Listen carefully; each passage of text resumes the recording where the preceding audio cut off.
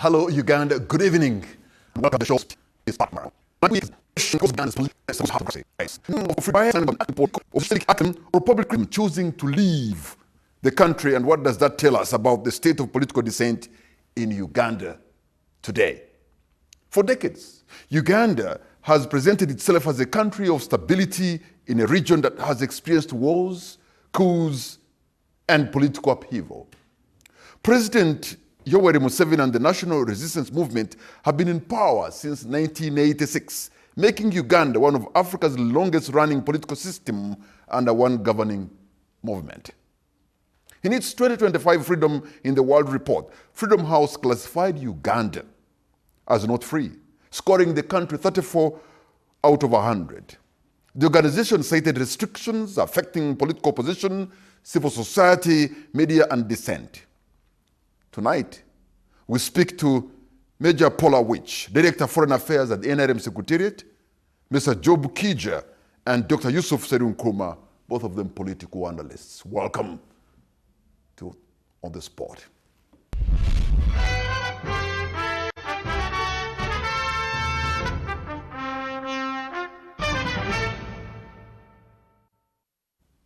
Gentlemen, I want to extend a warm welcome to all of you, the three of you. Thank you so much for having honored our invitation. Thank you so much for having us. You know, Dr. Serunkrumah, when you just came in here and we were greeting each other, I almost said Happy New Year. I don't know why I thought I was about to say Happy New Year. You understand that? You had a long holiday. Imposed on us. Yeah. So You know, and both of you, it's always good, especially when we share ideas and views and debate, and sometimes we don't agree, and most times we don't agree.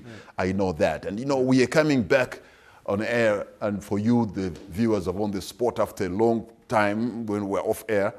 And by the way, I have not been given any specific SOPs on how I'm going to handle this. So in other words, for me, it is business as usual. I hope that's fair enough. On this show, we are not going to abuse, neither are we going to disrespect, but we shall speak the facts, and I hope that is fair game. So let me begin with you, Dr. Serunkrumah. You know, today I was listening on YouTube online, an interview with the Honorable Samuel Uganda, a gentleman I've worked with in the newsroom here, and who went on to become a politician, member of parliament, and quite a formidable one. But to see a gentleman who has written about political freedoms, you know, expressed himself in the newsroom and now in parliament, but running away because he's scared about his safety and his security, about his country, it's a democratic reversal for me, isn't it? No, it's not a democratic reversal. I really... Really? And I'm going to explain why. Okay. I think we are where we are supposed to be. You see, Patrick, we've had a pretension of democracy. I've appeared here many times. So you're saying this because, in your view, there has not even been democracy anyway? I've told you before that we went through a circus of an election. We went through, and it had become comfortable for people on either side of the aisle, people in the opposition, people in government.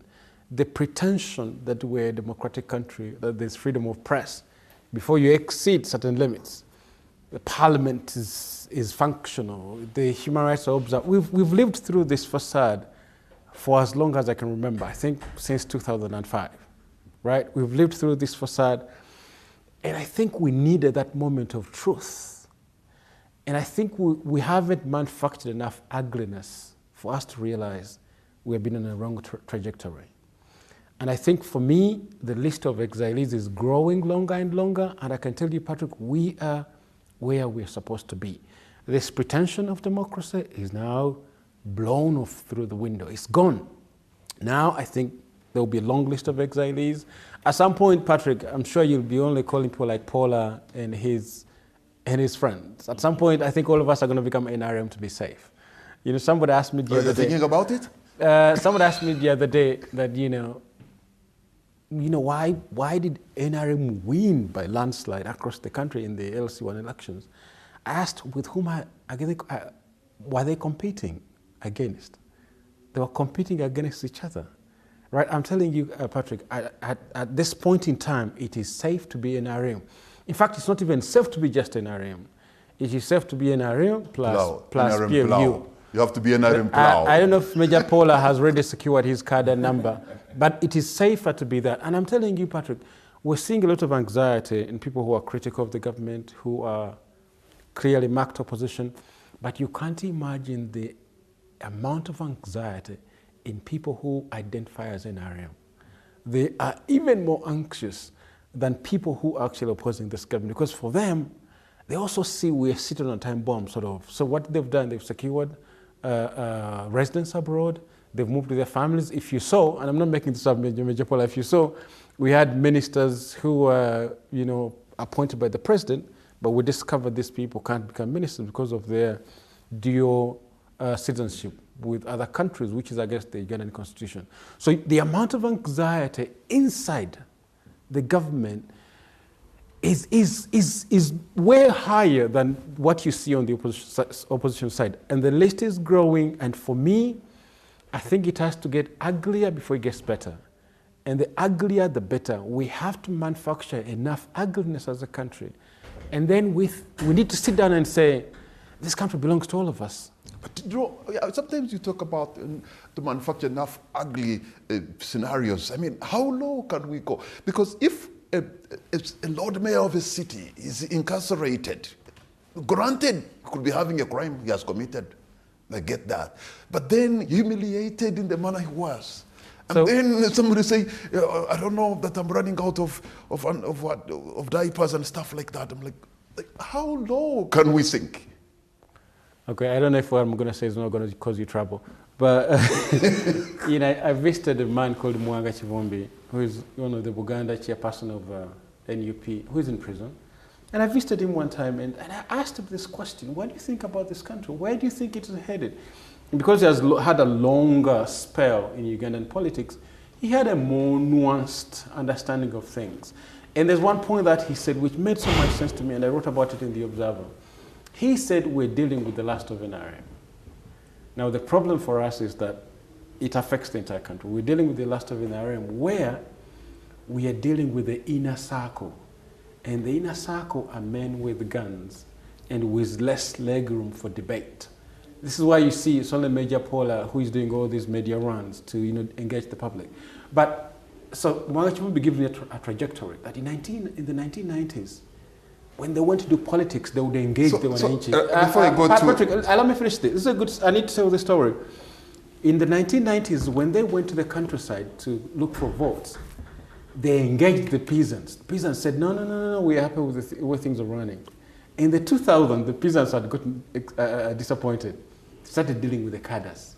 So, Tono Wana, John Nagenda, I don't know where David Mafavi is, those, ideologues.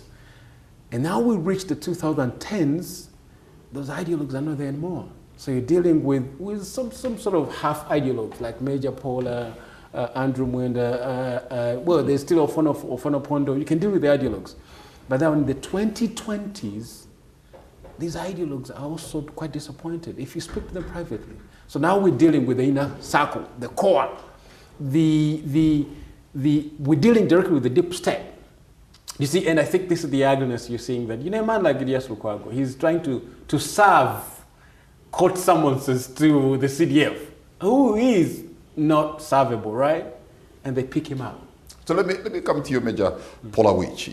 Major Polawich is quite a formidable character. Not only has served in the army as a young man, sacrificing his young life, but also gone to school, and by the way, he's, until I think recently, chairman of the Old Boys Association of Ontario School, which also puts you at a big word. But when I also won an award. Yeah, I know. I could have gone on, by the way. I'm sorry.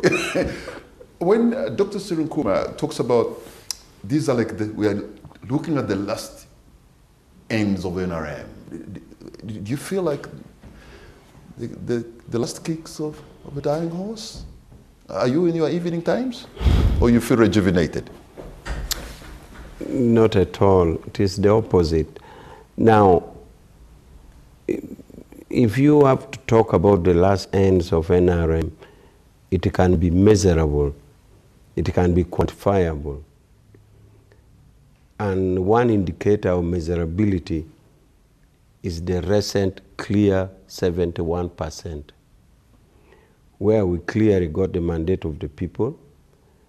My colleagues talk of rigging, but we have always asked and said, how comes some parts that we surely know that we have resistance, we lose, and we lose completely, both at presidential and parliamentary, like central, and we win in other places? So are you saying that we have the expertise to win in the north and east and west, and that expertise all of a sudden vanishes when we're in some other areas? That's not true. So we have known that the support for the movement has come up very highly, and this is a deliberate effort because we have repeatedly drawn manifestos with flagship programs, and we have also kept close to the people. And also the explanation, like during the campaigns, we had deliberate structure, secretariat-led. So this kept us close to the people, and therefore it made them awaken up their support. Many people who had thought that rhetoric in speeches, in rallies, like human rights, like corruption, which we all really agree is needed, granted for the country. They thought when they made such rhetoric statements, they would attract votes. But you could see that President Museveni, our candidate, was consistent in the videos. Akello got this amount of money. Akello planted maize. Akello harvested this. He got this money. He bought goods. You know, practical, touchable things that touches the well-being of a person. And here we were simply explaining what we have done, not what we shall do. Of course, we shall continue to do it. And the real percent. So you cannot say somebody who has moved from a lower percent to a higher percent, 71, to say it's in his heydays.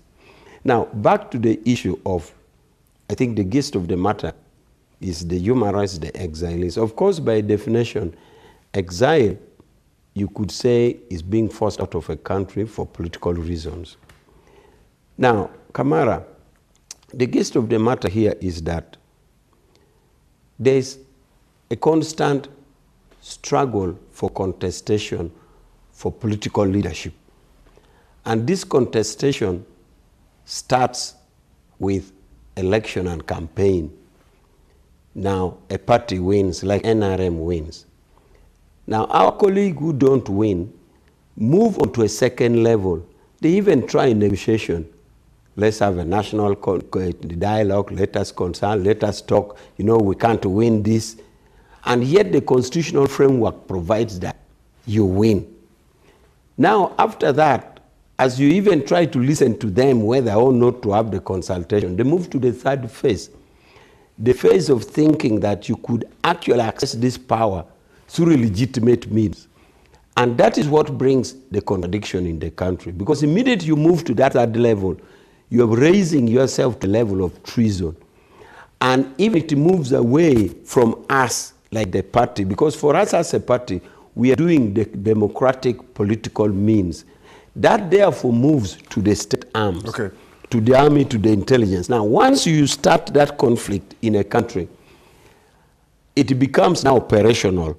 And that is now where you have the investigation and the arrest, and comes in the 48-hour rule. If anything, if election is anything to go by, with all respect, Major Paula, you have demonstrated inability and you are incapable of holding free and fair elections, beginning with your own primary. When you look at how it started, there was blood, death, and destruction. I can give you examples of Zimbabwe and Isingiro. If in your own home contest you can be this violent, what do you expect for a general election?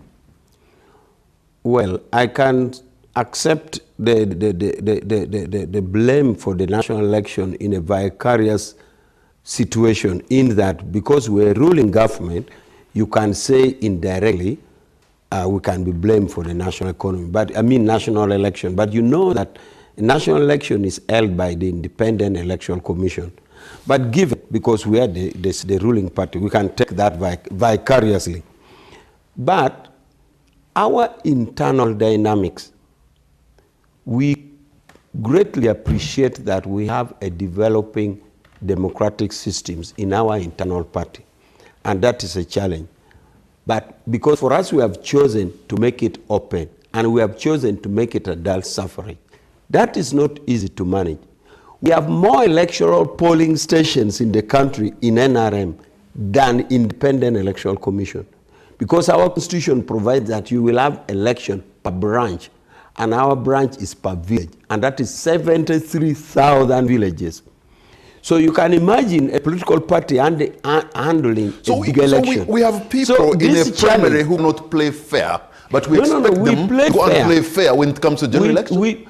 That's what I'm saying, that the national election is a mandate and a preserve of I understand that. But now you're putting it play in the national election also have a primary. In a primary, you have demonstrated inability to do something fairly. We have not, Kamara, we have had this election with a developing democracy with its challenges. We even said, okay, fine, you may not agree on these results. We provide a next level, said we have a complaint mechanism, which we call appeals. We even provide that you go and appeal if you're not dissatisfied. President Museveni told party members that if you think even the appellate level, which is given to you, is not fair enough, cheating is a crime. If you think that a which was given 60 instead of 06, that is forgery. Can you bring it to me? Members didn't bring it because President Museveni said a crime doesn't rot, it doesn't go bad. If it is a crime and you are not satisfied, bring it. So they claim that we have failed to handle our internal democracy. It's a fallacy. We don't expect perfection. It has happened here and there, and it happens everywhere. But we're very sure that we're slowly developing our internal democratic processes. And that's why we provide appellate level and with remedies available. So what is happening as the exile processes is a genesis of the attempt at national leadership. And those who don't tend to generate to the next. And now it falls in the domain of the state actors. And the state of the domain actors, that is the police. If you could pause there, I think Yusuf has some information before I come to John.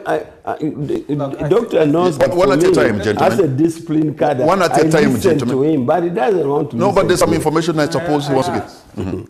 I think you're focused on Robert Kyagulanyi Ssentamu, who left the country right after the election. Well, there was a ping-pong with the security, then he left. And the list is longer. The list is longer than Kyagulanyi Ssentamu, Winnie Keys, Nicholas Opio. These people didn't stand for the election. Aaron Keys didn't stand for elections. Winnie Keys is a lawyer who can't do his job. Nicholas Opio is an activist who can't do his job. The list is longer. Job here could tell you about this list, and it's growing by the day. So if you say the exiles stem from the election, no, it stems from the political condition.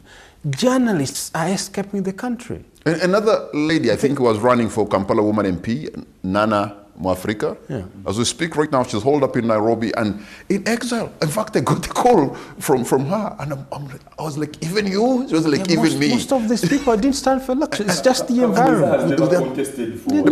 But Job, let me change gear. Let me change gear a little bit. Job, Uganda, we're in a very unique position. You know, at one hand, we are like the island of peace and stability in a very volatile region.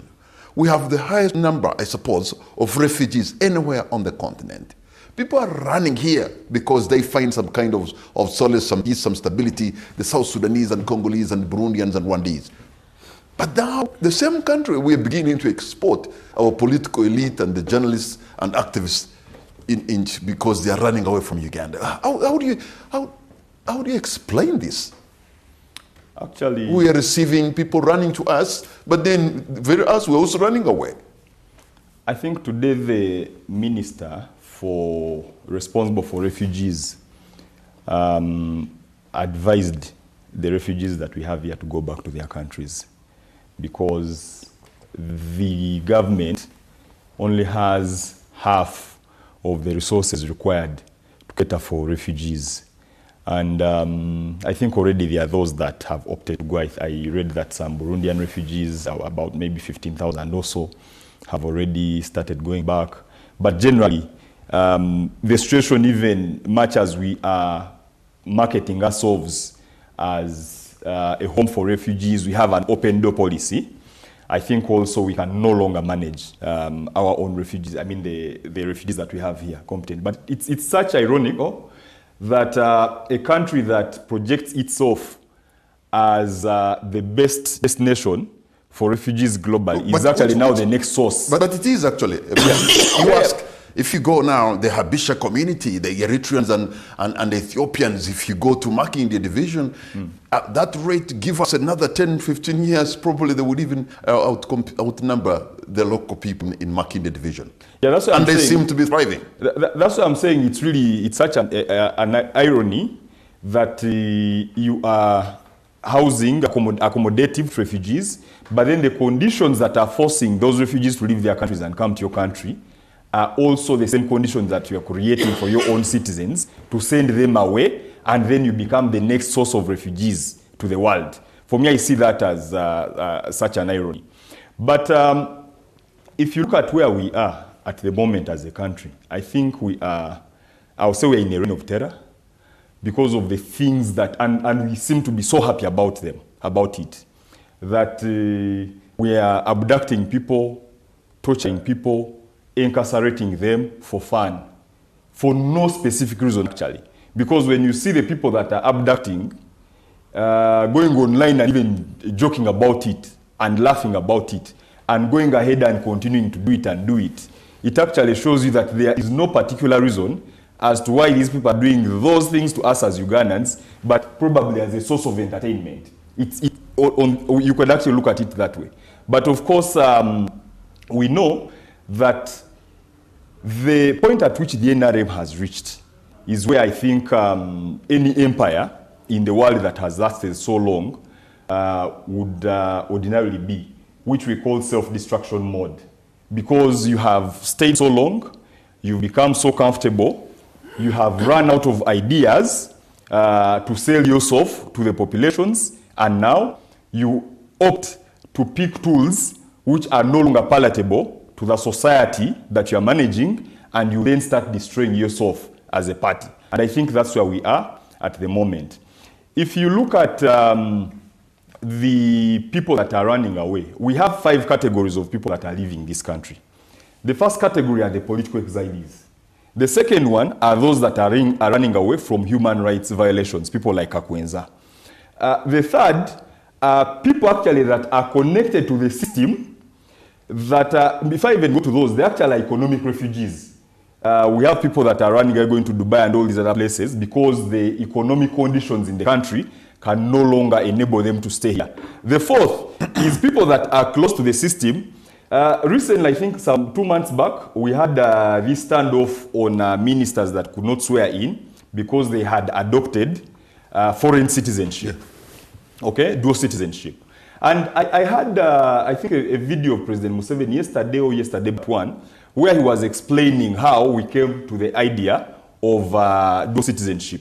That, you know, there are Ugandans that had left because of the political turmoil that was there then. The 1966 crisis, people that went with the Kavaka, and then people that went because of Obote and Amin. And it is so unfortunate that actually, right now, it is those same conditions for which dual citizenship was created to enable those people to retain their Ugandan citizenship that are now also forcing the people that are even close to the system to actually run away and leave. So when you look at a number of people, including ministers, ambassadors as well, whom I think actually should be prosecuted, because if you are an ambassador to a foreign country and you're supposed to be protecting the interests of your country, and then you swear, because if you look at the oath of allegiance, for instance, of the US, you swear to protect only the interests of the US. You can't protect the interests of your other country. So if you're an ambassador that is sent to the US and you swear such an oath of allegiance, this is actually treasonous for me. And it is so surprising that we go ahead and even swear in such people as ministers in this country. So there are so many people that are close to the system that are proceeding to take on another citizenship. Why? Because they are looking for safe passage. They don't see things going so well in the near future, and so they want an exit strategy in the event that that happens. But the final category is for people that have looted and they can't invest their investment here because they know probably things, the project might collapse soon, and so they are investing that loot in foreign countries. Probably soon they might be taking off. So it's quite unfortunate. You made your point, and very eloquently, but let me come back to you, Yusuf. And I want to be fair to my country, because I want to be rooting for Uganda most of the time, because we don't have a place we call home. This is it.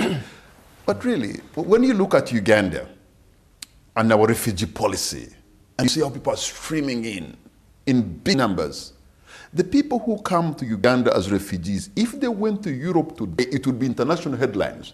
You see 200 people crossing Greece going into Hungary, 200, there will be international news. But Uganda is receiving thousands. I was in Makindi the other day.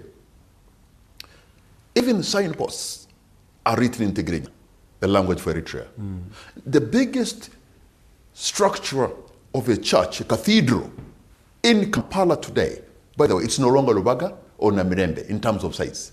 It's an Eritrean Orthodox church in Makindi in terms of size. In fact, the other day, there was even a preacher who was preaching around the Gaba in Tigrinya.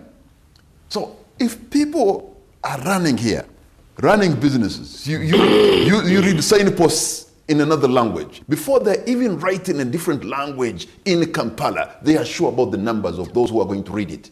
Yeah. This is where we are. We're a country that's receiving people running to us for solace. I don't know if you have enough time to break down the refugee question, because it's really huge. It's part of the reason as to why we have a government that has become so insensitive to the local population. Because you see, in refugee politics, when you escape one country, the first place you go to is not where you stay.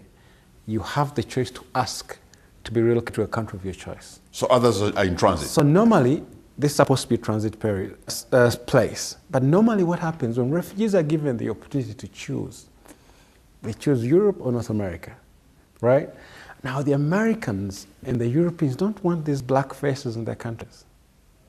So they would prefer there's a country of transition which actually enables and facilitates the refugee not to choose a third country, to stay in that country. And what our government has done quite successfully is to position itself as the absorber of the wretcheds who are unwanted in Europe. The refugees we have here, is the only reason there are so many, and because we have this often border posts, to the point that they behave like nationals, they're treated like nationals, they can go and rent. We had a mini crisis, I think, 2024, in the areas you mentioned, where locals were complaining that as nationals, we are being kicked out from buildings because refugees have some more money than us. The reason is one, is because our government understood that for you to be in the good books of those who destabilize countries, you do what they want. Now, what our government has done is to please the white man by not giving refugees the opportunity to choose to go to Europe or North America. And this is why, to understand this really well. You know, some of these refugees are not even, we are not sharing. Because the conditions we're not sharing a border. No, if you go to why would they choose even to cross other nations and come to Uganda? Because if Uganda was not, because an island of some kind of peace and stability, you could be kept in the camp. Uganda doesn't really keep you in the camp. If you go to Kenya, for example, you're kept in the Dadaab. And every time the Kenyan government is threatened, you know what they do? They say, we're going to close the Dadaab. If America or Europe puts pressure on the Kenyan government, they'll be like, we're closing the Dadaab. Now, the idea of closing the Dadaab means all people in the Dadaab will have to choose refugee camp. Or Kakoma. Yes, they'll have to choose to go somewhere. And normally, they choose to go to Europe. And Europeans don't like these people coming. So they make sure the conditions in Kenya are favorable to their staying in the camp. So they give much money as they could to Kenya to keep them. They would soften their position so as Kenya cannot close the dam. Now, what our government has done is, and you need to relate with structural adjustment. Museveni also understood quite early that if you want to stay in power for long, Don't destabilize white people. They come here, they want to take over the economy, you give it to them. This is why we own nothing, Patrick. Patrick, if you come to this country, it's a neoliberal apocalypse. Everything that you think Uganda is best on, we have family in Karamoja. And this is a rich place because, foreigners are mining that place.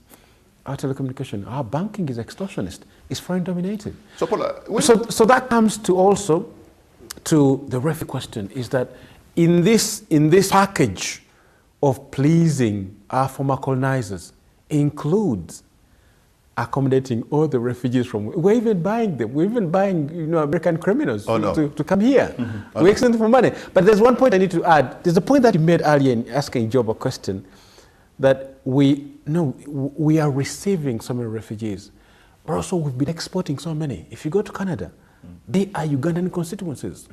There's so many refugees. Like I have so many Ugandan Canadians, and some of them are friends and family. But to be honest, they are there not because they are refugees. The majority the Ugandans have moved to Canada. Forget the Canadian Ugandans. Yes. The Canadian Ugandans have maybe acquired even citizenship. They're born and raised. Like, after a period, a refugee transitions and becomes into a national over that country. But if you ask NUP, for example, you go to the NUP secretariat, one of their day jobs is signing papers for people who are leaving the country, running the country. But Paula, by the time a Ugandan decides to leave Uganda to go and stay out of this country, because I am totally convinced that God put us in the best part of the world. I'm one of the very few people who paid money to get out of New York because I could not stand the winter. If somebody decides to leave Uganda and go to any other place, be it Europe or wherever it is, there must be something serious is running away from. Because there are not very many places, believe you me, there are not very many places in this world that are as good as Uganda in terms of the people and the weather and the food. By the time they run, something is really serious, isn't it? Okay, thank you. But you will permit me also to comment about the refugee question, the one you have asked my two colleagues. Otherwise, I would think you're being selective. You give easy question there and you give hard one there. And my friends use it in their best interest. So I want my comment about the refugee question. I think I should rate question and then you choose it. Yes. My question. And all of you can go my on comment just one. About the refugee question is this: the refugees in Uganda are not by mere accident. They are deliberate good policies and philosophies from Museveni. Why? Because Museveni himself lived in exile and he had the feeling. And therefore he thinks that if I was in exile in Tanzania and Kenya and I was protected, why wouldn't I protect other human beings running from challenges? And therefore, Uganda for a long time has been seen under President Museveni as the most friendly country to foreigners. It is tested. For a long time, we were number one out of 192 countries, except recently, Turkey overtook us. And why did Turkey overtook us to make us be number two? Because Turkey is a buffer area for Eastern Europe. Western Europe don't want refugees. So they give Turkey money, Germany gives Turkey money, France gives Turkey money, England gives Turkey money, so that Turkey holds them there. In the process, Turkey develops legislations, Turkey develops regulations and programs to be friendly to refugees. In Uganda, President Museveni initiates legislations, regulations, and practices in a humane way, in Ubuntu, the humanity. Mm-hmm. So while President Museveni does it and we are number one for a long time until Turkey, because of money, overtakes us, it's because of that. So that credit cannot be removed. So it's not just a chanceful thing. It's deliberate, and for you to have that deliberate, you have to make good laws, good regulations, institutions that protect it, including the ministry. Of course, we have challenges with the finance, and friends come in. But before friends come in to help you, they must see the willingness, the superstructural and infrastructural and the spiritual aspect in the country and in the leadership. So that must be known and seen, and we have done it, and we shall continue. Those who went to exile in Kenya in the past from Uganda, even on the street they will ask you kitambulisho. But here we are in our friendliness. Nobody asks anybody on the street. We have urban refugees. Very few countries take urban refugees to keep refugees urban. In Kisenye, in where? No. But in the Ubuntu, in the humanity of President Museveni, he has deliberately left it that way. Even when we feared security issues, he said, leave them there, security will handle. Where is Ubuntu for Nicholas Opio? Where is Ubuntu for Chagula? So that is where is Ubuntu for Uganda? Where is Ubuntu for Nana Mwafrika? Now that is the question I was coming to, but I thought I would also chip in this question that you gave my friends that you didn't want to give me. So having answered the question that you gave to my friends, I now move to your question on why would a Ugandan move out? Of course, Kamara, you know, I've been all over the world. I've been in UN high positions for 8 years in Switzerland, but East or West home is best, particularly Uganda, particularly. Because you can see the weather, you can see everything, you can see it. You can go to other countries and compare. So we are back to square one on the genesis of the exiles. Of course, we're not talking of other migrants. There are people who migrate not out of politics. Those who migrate out of politics, I told you, some of my friends here are saying, you know, you look at journalists, you look at this.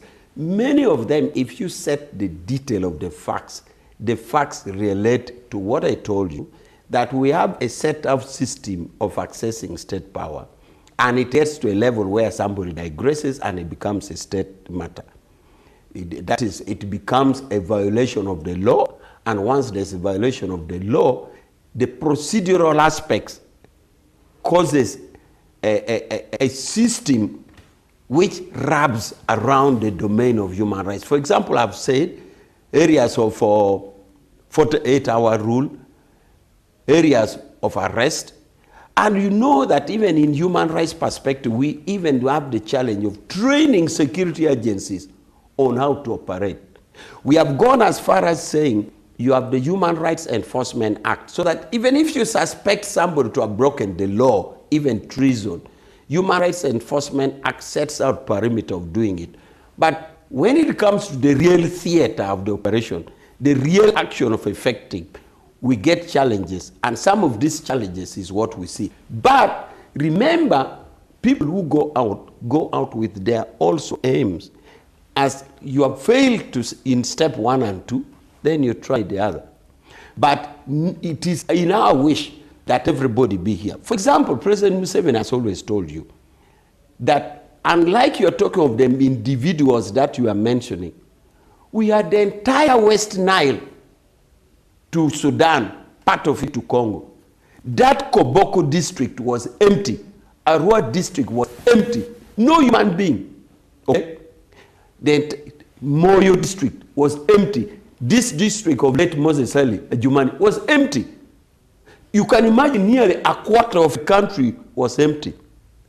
That is when you can say this is purely a state-inspired systematic system of exiling people. Okay. But here where you have political disagreement, you can see clearly it is a scope of political disagreement. But we have had situations where you have a quarter of a country in exile. From your submission, let me form a question to Job Kija. You know, Job, in my line of duty, I have seen you very critical of government. I have seen you speak your mind. I've seen you speak truth to power. Are you sometimes contemplating to leave? Well, when I see a number of people that I closely work with leaving this country, when I receive messages, sometimes you actually receive messages from people even within the security system telling you that, by the way, be careful here and there. So clearly, each one of us, by the way, all of us here are candidates of departure of this country anytime soon. If what is going on does not change, we could actually, all of us, the 4 of us seated here, could potentially exit this country in the next 1 year. If things don't change. If we continue on this trajectory and we don't put a stop on what's going on, we could all exit this country anytime soon. So, in an organization you associated with, I think called IDEA, you did a research and pointed scenarios of where Uganda could go. I remember one of them, if I remember it closely, was something you called the warrior mad king, the warrior mad king scenario. Yeah. Are we now in the warrior mad king scenario? Absolutely, that's what we are at the moment, in the warrior mad king scenario. Because you can see, I mean, there's a lot that is going on that is madness. This is the first time that, in fact, some things that are happening, we hadn't even envisaged that it would happen so quickly, first of all, but to that magnitude. Because what we've been seeing in the past is that, for instance, we hear of torture chambers, we hear of torture going on, we hear people have been abducted, and then the government comes out and says, no, the torture chambers don't exist, people are not being tortured, and they give an explanation. But right now, you have senior officials of government actually publicly offering the evidence of torture, of abduction, of enforced disappearances, etc. Now that really is mad. For me, that is not normal. No. We have people being abducted en masse. As we speak, we have 18 people still that are missing, the ones of NUP. We can't account for them. This is the first time. You have some Gumia who has disappeared for over a year, and then his video surfaces on the socials, properly being tortured, and to date, government has not come out to explain what has happened. And this is mad. Who spent 9 years in Dollar prison in the Congo. This is mad. It's not normal. Jarb, Paula, and Yusuf. Gentlemen, we're going to take a break, and on the spot, we'll be right back.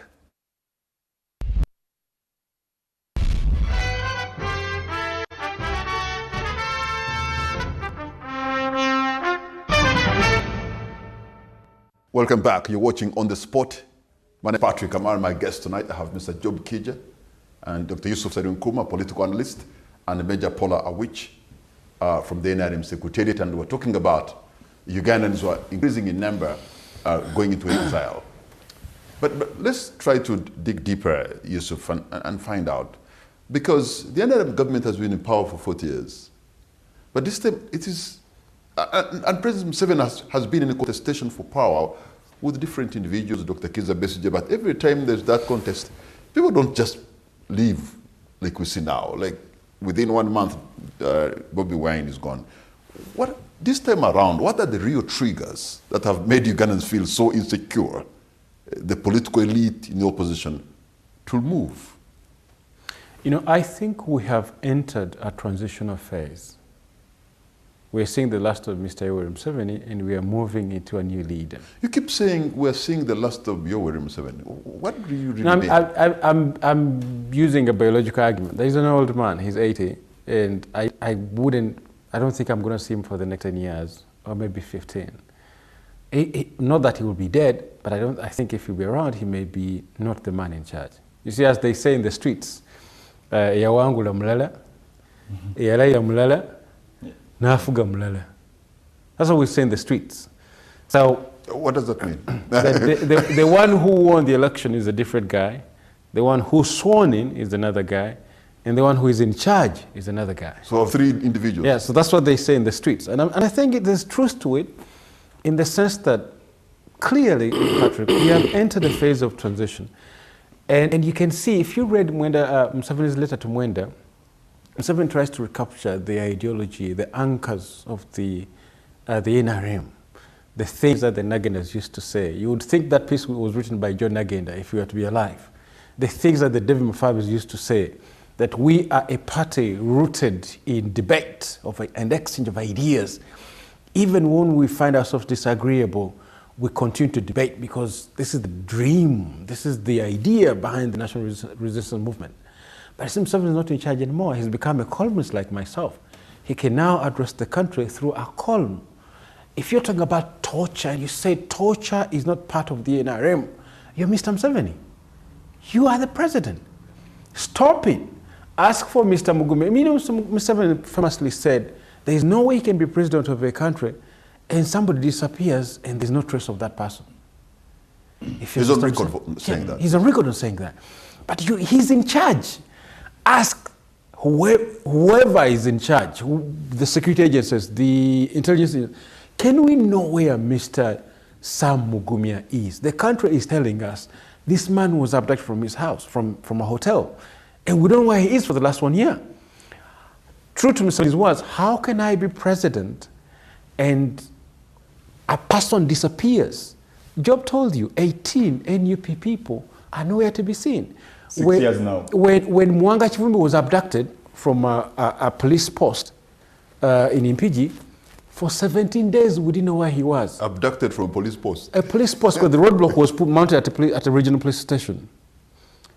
For 17 days we didn't know where the man was. You see, so Museveni is still president, but he's writing a missive to the country sounding like me, like Yusuf, saying, oh, torture should be part of a political dispensation. That's what Yusuf should say. That's what Job should say. Not the president. The president will say, you tortured somebody, you should be tried for torture. You see, here's what the president should do. But clearly, and I want to be quite fair to what we are in as a country, is that we've entered a transitional phase. And this transitional phase is real. Real in the sense that our president has become a columnist. He can't issue orders for things to be done. You see, but then there's a weakness on the part of those who have positioned themselves to take power. You know, in this country, there's a group of people who have actually positioned themselves as next in charge. They call themselves the standby generator, right? But there's an ideological deficit in the sense that they are convinced you can govern through just overwhelming power and violence. So at some point, Patrick, these chairs are going to be empty. This place will be closed down again because what we're doing here, exchanging ideas and fighting for this country collectively, is anathema to them. They don't believe in the exchange of ideas. So it's a sort of ideological weakness on their part that they want to govern. They are positioning themselves as the government in waiting. And many of Paula's friends have taken cadre numbers from PLU, but there's an ideological gap in the sense that they have failed to come to the table and debate with us who disagree with them. They failed to do that. To come to, you know, Andrew Mwenda is a friend of mine. He's a key member in PLU, and I've asked him endlessly, can you give us your leader? And we debate with them. Inviting me, Patrick Kamara is a fair questioner. Give us your leader. Let's debate. In the age of a democracy, but they are so convinced you can only govern through overwhelming power. This is why journalists, lawyers doing their job, activists holding power accountable, because it's a job. Every polity has to have people who question it, and they question it on behalf of government. Media houses, I'm telling you, Patrick, NTV, national media, are the actual opposition in power. If you have an opposition parliament that you pay. But that's a very wrong level. That's a very wrong level. Because I don't believe national media group is opposition. And I'm saying it in fairness. No, it is not fair. No, let me explain. I'm just saying that the job you do, yes, the job you do is core to a political dispensation, is core to a democratic struggle. The job of seeing gaps in what things are done, in the way government is executing its business. Because you see, government pays people in parliament who are officially called opposition to do the job of oversight. But they are so inept at it. In fact, the people who are doing it are me, the Observer newspaper, NTV, to a degree New Vision. We are the people holding government workers accountable. Now, to that degree, people in power should see us as beneficial to them. They should appreciate us as doing a core function, which actually benefits them to execute government policies better. But you see, there's an ideological inadequacy in the people who have positioned themselves as the next government in waiting. They don't see me as valuable. They don't see Sam Ibrahim Ngada raising critique as valuable. They don't see Sam Mugumi as valuable, Agatha Twairi, in raising critique to say, you are veering off course. Come back on course. They don't say it's valuable. They see it as Kulabisa, as Kuswaza. You're embarrassing us. You see, yet a proper polity has to have a very active media industry that checks the excess of power. In fact, famously... talking about the media, of course, and by the way, it would be unfair for me even not talk about the episode we've gone through, the close of the Nation Media Group. And by the way, I have not received any directions on how I must conduct myself on a show. Neither do I know any policy that tells me to be abusive or disrespect government. If anybody does that, we have done that as individuals and maybe we have failed on our own jobs. You know, there's a young man I work with, I think his name is Fred. He just joined Nation Media Group less than a year ago. He just got married a few months back. They just have a baby. And then just 1 month when he's beginning, he's just taking a car loan. And then you close. I could think about, well, some of us, the old timers, perhaps about even to drop the mic. But now, people like those, yes, I was terrified about my own situation, but I also thought about my colleague who just gotten from university, you've just gotten a baby, you just married the other day, you just took a car on, and you don't know what your future is. I know in our line of duty we can make errors. We are prone to making errors. But then why don't you use the mechanisms available to remind us, to punish us, so that we can know that's a democracy at work? Because people will make mistakes.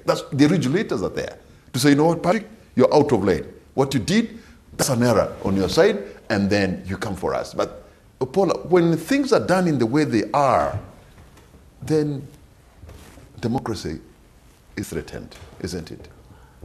I'll answer that, but I'll start with where Yusuf was.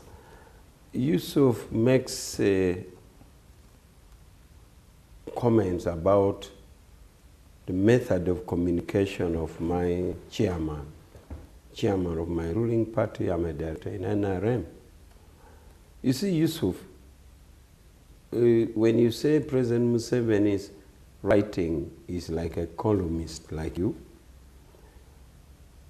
it's not true.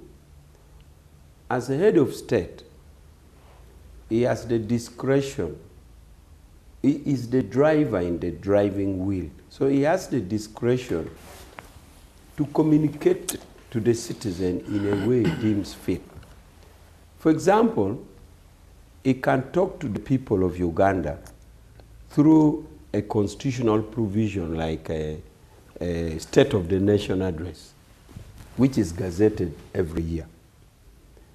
He can talk to the people like at a rally. He can still communicate. But he can also choose to communicate on a matter of national importance through a writing. And it doesn't mean, therefore, that when President Museveni writes about torture, that is the end. For some of us who have grown up close to his system in the army and now transitioning to the political party, we know how he works. Make no mistake, that son of Kaguta, when he does that, he is working out a system to address that mischief. So don't just see him from just writing and you say he's a columnist like any other columnist or like you. No. But the fact is, as a head of state, he has the discretion to address a country in a way best fits. Patrick, I have some information for... Let's conclude this point. So, therefore, take the president's comment about Andrew Mwenda as he deemed it fit to respond on that matter at that time. But that is not to say he has ended up there. He has other overt or covert procedures, that is open or secret procedures that he can deal with this subject matter. So his comment in writing does not mean he stops there. And that one I know him, and I know him for a long time, and I know he will do that. I just have a quick question. Have you heard about a man called Sam Mugunya? Yes. You know how long he's been disappeared? I have heard in the media. How long? How long have you heard? Over a year from Congo, and here over a year. What has our president done? Are you from writing a call? Or maybe he thinks the president is not aware. No, what has the president done away from writing a call? That is what I'm telling you, that the president, on a matter like that and other related matters, it is at his discretion to do both open and non-open approach. So for now, it's over a year. For now, wait. It's over a year that this man has disappeared. So he's a very procedural person, he's a very consistent person, and it takes his time. How long should we give him? How long should we be fair? How long should we be fair? So now, Kamara, I think I have answered the discretional power that a president has to address a nation, to choose his method of communication. There are other communication procedures which are mandatory by law, like State of the Nation address. So it cannot just be reduced that by communicating on this, he's a columnist. Following that, he has both open and secret way of handling, addressing this mischief. Now, on your question on the media position is clear, Kamara. And I can say this even from a point of departure of the party. Because as a ruling party or any other party, when we go for elections, we give manifestos to the people who vote for it. And manifesto basically covers everything. For example, you have law, justice, and other sector. You have security. We also have media. And in our manifesto, media freedom is a very well-expounded issue. And therefore, we expect when we win election, the people give us the mandate, the line ministries and organs to execute. Ministry of ICT and Ministry of Information, Uganda Communication Commission. And therefore, when you ask here that after the opening of NTV, you have not been given modus operandi, the modus operandi already are set out in the law. The modus operandi already are set out in how you interface with Uganda Communication Commission. So the modus operandi is already set in other criminal laws that you remember in law it says ignorance of it is not a defense. In other words, you don't defame, you don't do that. It is known. So in such a democratic situation that we have now, you don't need to question that when NTV is open, you are handed another guideline. Not at all. The guidelines is as per law, the guidelines are as per institutions, and the guideline is as per other laws that protect rights of others. Why they protect you, the media, why they protect others from you is because in the process of exercising your freedom to expression, it robs some other people, and rights are not intersectional. Immediately you express your rights and it cuts into mine, that becomes a violation. And that's why the law comes to say, hey, you are free to say this. But you're not free to say this to hurt Kaija. I am free to say what I'm saying, freedom of expression, but once my expression injures him. That's understandable, but the method of how should be reprimanded is what I'm questioning. How should I be punished? How should I be controlled? How should I be regulated? How should I be brought back in order? And who should be doing it? And who should be doing it? Mr. Paula works in the assumption that you were told succinctly the violation that led to the closure. Is that how I understand you? No, Patrick, are you aware of the violations the committee? I know right now, even when I introduce this topic, believe you me, there are those, I'm sure in the newsroom, are like, Patrick, can you leave this? Because you see, it's fair. Patrick, I'm sure they're like, please stop it. As we are playing for robust debate, it's fair that if a media house is closed, there's a little violations which is put on the wall. One thing you should know that the discussion and everything was done at high level. So I really do not know what they discussed. I do not think anybody at level even understand. By the way, I even called somebody senior, said, I don't know, I think it's a shareholder level. So there is no way how I can here pretend I know, because the discussion was probably at the shareholder level. So I don't know what crime, and I don't know probably if there is anything that I had to give, but if it did, it's at that level, and I have no idea what that is. Basically, but what I can confirm, the logic, what I can confirm is that no one has said, you know what, from now on, this is how you're going to do. And there's no need. Major Paula. There's no need because institutional framework is there. There's no need. Major Paula, I just have one point I want to make, is that, you know, there are things called signposts on the road.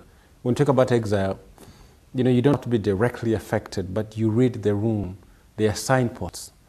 The closure of national media, when there's a right body which is supposed to write national media and say, the Uganda Communications Commission, which is directly responsible to write media houses and say, because of ABCD, you risk this.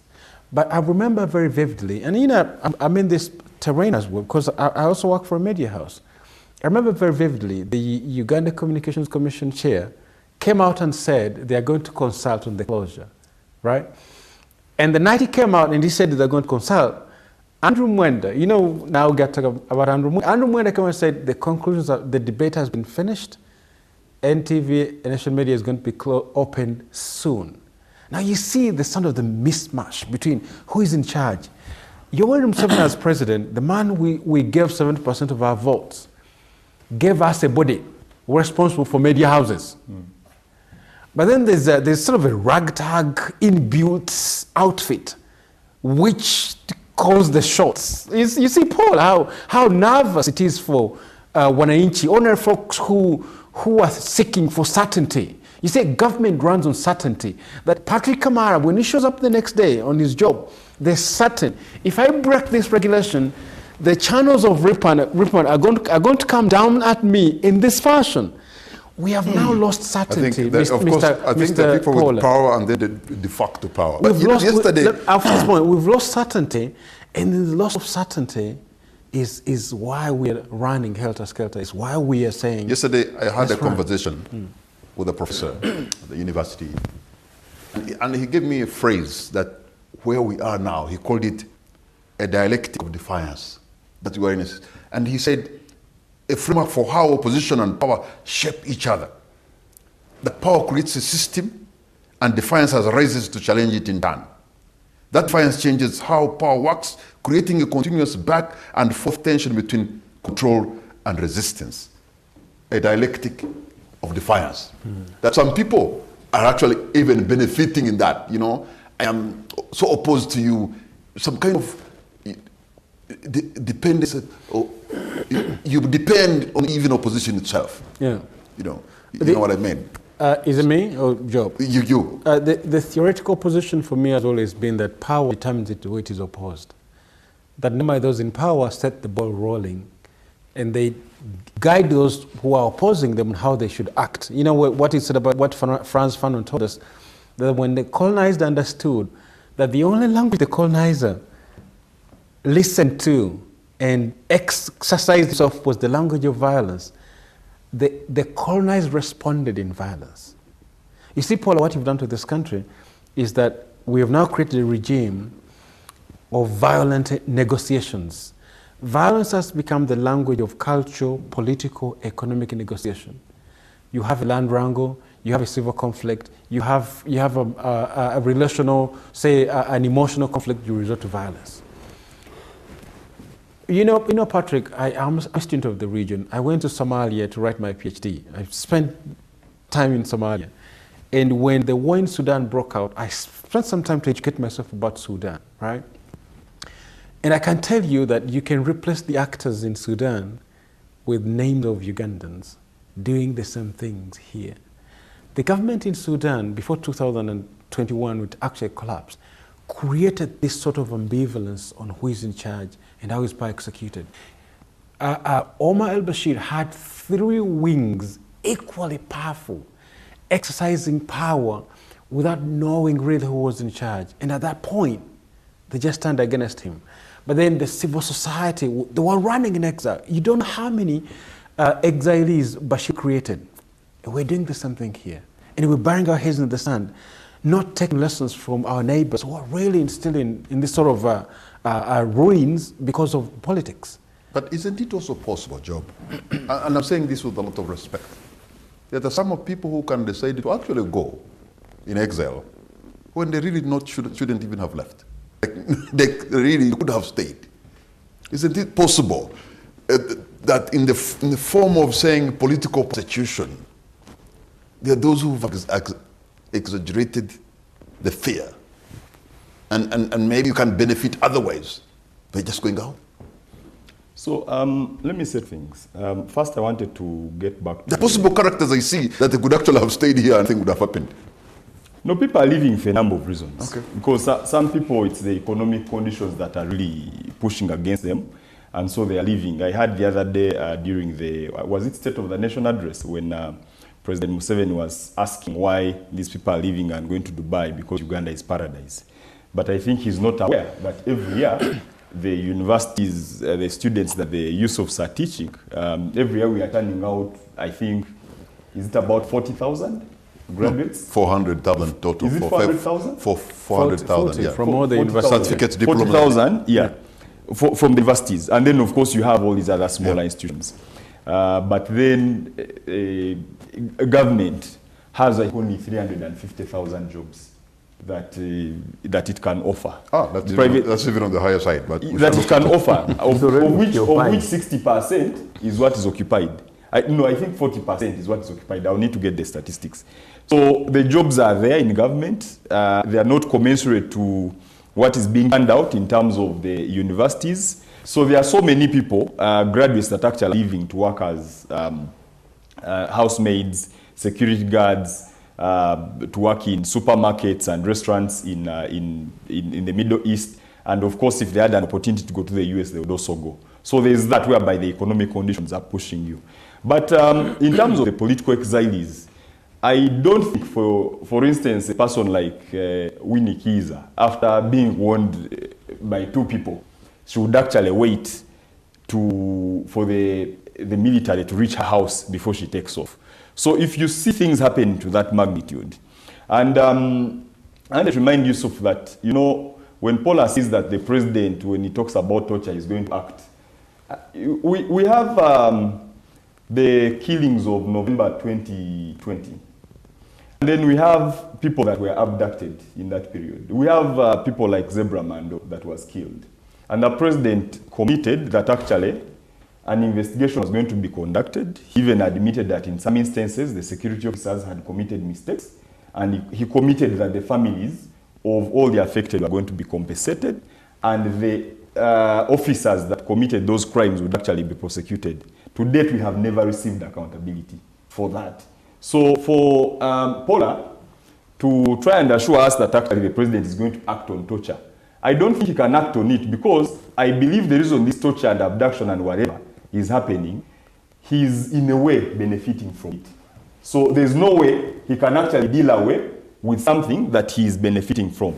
But Patrick, I wanted to also that's really harsh. I think it is, because you see, how can somebody benefit from torture? I think the reason they're doing all this torture and abductions and detention without trial is because they want to show that actually they are in charge. They are trying to consolidate power. They are trying to deal away with any form of opposition. And I think, in a way, that actually benefits the regime in their mindsets. But I wanted to say that actually, this breakdown in rule of law is actually costing us as a country a lot. We are now talking about pushing our economy from 50 billion USD to 500 billion USD within the next 14 years. The tenfold agenda. Yeah, right now, our economy is growing at, I think, 6%, 6 to 7%. It has been growing at between 5 and 7% over the past 10 years. In order for us to propel this economy in the next 14 years to $500 billion USD, we need to be growing at 7% per annum. I don't know what kind of magic we are going to do, especially with this broken down rule of law that is pushing away people that will be contributing towards this economy into exile, that is pushing away money. Because, you know, as we stand, there are so many people that would have been investing in this country, but they can't invest here because of the broken down rule of law. I had, I think when Trump was trying to deport, there's that program of deporting these exiles, not exiles, the people illegals, that, yeah, the illegals, illegal immigrants. And Uganda is one of the countries that was mapped out. One of the people that they wanted to deport here actually claimed that they can't come here because they fear they will be abducted. So if we are marketing ourselves as the country that can abduct, that can torture, that has a broken down rule of law system, how shall we attract capital? How shall we attract donor money, which actually is running? So many donors have run away. So many international conferences that would be hosted here are no longer using this as their choice of destination. And then there are so many bases that other multinational entities would be setting up in Uganda that are now being set up in Nairobi and other locations because they feel it is safer there. So I think really if we don't put a break on this declining breakdown of rule of law, we actually cooked and we can't achieve that 500 billion economy. Okay, as we try to conclude our discussion tonight, because I can see it's almost past 11, I don't want to go to midnight. Be optimistic about Uganda, Yusuf. No, throughout my as we conclude. No, throughout my submission, I've been optimistic. Because you see, I see myself as somebody located in a lab. The lab, in a medical facility, you have a doctor who gives you prescription. And you have somebody who does the diagnosis and says, this is what I found in the blood. So I see myself as seated there. I show you, you have this pathogen in your system. And then I pass it on to the doctor, and I assume the doctor is the polars. My job is to say, this is the illness, please treat. And I think if you look at us as a chain, we all play a part. And I think you're a strategic ally in some case. And I want to make this as an appeal. This is an appeal, Paula. You talk to these people, you talk to your friends. I appreciate we've entered a transitional phase, and they're trying to project themselves as the powerful people who are waiting as the next government. They cannot govern with just violence. They cannot govern with just a blatant display of power and vengeance and absolute absence of certainty. They can't. The things that Job is talking about, growing the economy, you can't grow it without certainty. You know, when business people think about, because, you know, we don't own an economy job. Uganda has no economy. We host foreign economies here. So this economy is really run by foreigners. But those people to come and launder their money here, they want certainty. They want to know if you fail in negotiation with somebody, you go to a court of law, which will arbitrate. But if they have been able to keep this for 40 years, what no, certainty do you have more than that? No, we've moved there from, I'm telling you, I said here at the beginning, Patrick, that we've had a facade of certainty. I think, to credit Mr. Museveni, that the facade of democracy has really done wonderful work. Now, people waiting to become the next government have done it with the facade. They don't care. They don't care about legal procedure. The point I wanted to conclude with, Patrick, is the point of signposts on the road. Signposts. When Lukwago is abducted as a lawyer trying to do a job of the court, the lawyers, the entire lawyer fraternity is threatened. When nation media is closed, the entire media fraternity is threatened. When an activist such as Sam Mugumya is disappeared, that entire spectrum of people are threatened, and at the end of the day, they look for the next best exit. All right. And this is what is causing these exiles. So if we say so-and-so has not been directly affected, so-and-so, but because they belong to these industries, they belong to the media fraternity, they belong to the law, they belong to the activist community, once the threat touches one of them, the pain is felt across, and the fear and the threat. I'll reiterate one point as I conclude, Patrick. Paula, you can't govern through just violence.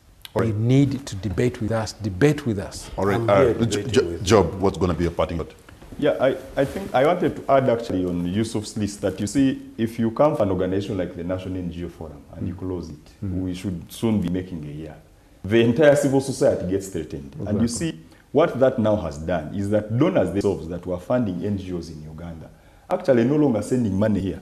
They are saying, you know, of course there's this sovereignty bill which was passed recently, but also they know that the space for society is no longer as safe. So many donors, there are donors who have said, no, our money is not going to Uganda because of what's going on, because of the conditions. So if we don't deal with these conditions that are creating this environment of terror, we actually will not be able to, we're going to miss out on so many things, and as a country will not be able to even make it to the $500 billion economy that we are talking about.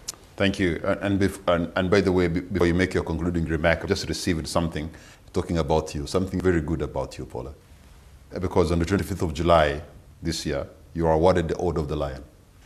And this award is the highest award given by entire school.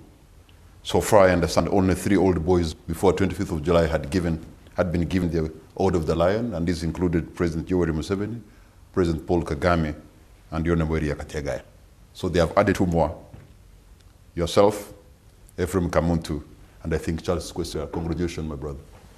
What's going to be your concluding remark? But you see, true, I won that high award. But for me to win that award is actually a discipline, the NRM cadetship discipline. So it's the discipline that we instill in our cadres so that you have consistency and discipline in executing what you do. So, and I've done so much for the school, and that is what I appreciate. So all our other colleagues are, not only me, but many cadres of NRM. Now, quick ones. One, on the issue that President Museveni benefits from torture, not at all. President Museveni has explained in ideological terms how he hates torture and how he has never done it in all his life. And I can say that with certainty because I grew up in NRA, torture was never there. And any attempt to torture a civilian would hand you a firing squad. So there was something called the 3-piece or Kandoya. Remember Kandoya? That is a fallacy which came later. You don't remember Kandoya? Yeah. Okay, all so right. The other thing I want to clear is that the sentiments of broken down rule of law. You see, you have been talking about the fears of scaring investors. In fact, that fears, that you create fear. There is no breaking down rule of law. We have, you see, when you have talked about broken rule of law, you could cite the history of Uganda. You could know that even here in Kampala, part of Nakulebe was governed by another government. Muyenga was governed by another government. Kampala here was governed by another. There are 5 governments in Kampala. That is when you talk of a broken rule of law.